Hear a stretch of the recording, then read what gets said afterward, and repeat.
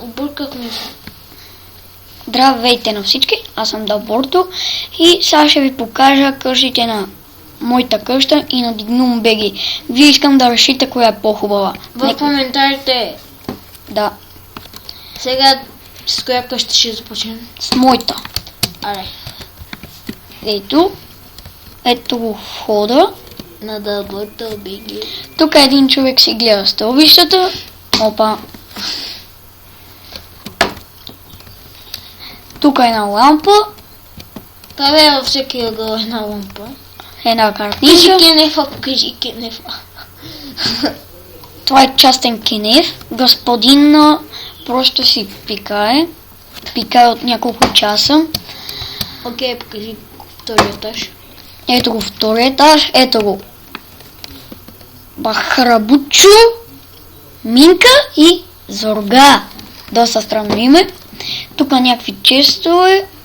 Един човек си гледа навън и това е общо взето. Покажи я.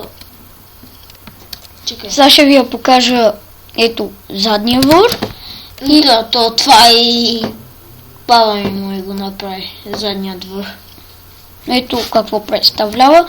Време е да ви покажа къщата на Dignum BG. Тук няколко книги. Тук да седиш и да си четеш. Тук няколко честа. Покажи имената. Бейби. Усмихнато човече. Господин Сандалич. И Госпожа Сандалич. Покажи втория етаж. ето във втория етаж. Това аз мислех тук да направя такова камина, ама се отказа. Покажи отвънка. Тук келимче. Искам вие да решите коя къща е по-хубава. Да, аз не се старах много. What? Вау. Дай продължавай. Какво правим на там? Ти аз съжи, ако не помниш. Окей. Това е... Ето ги отгоре. Напишете коя къща повече ви кефи. Покажи пак на кои са. Тази къща там е на Дълборто BG, а другата е моята. И тя е моята.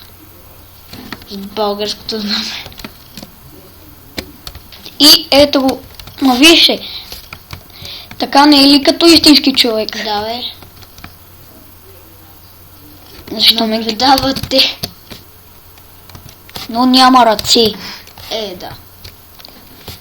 Са екстри тук. Аз бях Дълборто. Тук до него беше Dignum BG. И това е всичко за този клип. Пишете в коментарите коя къща е по-яка, баба.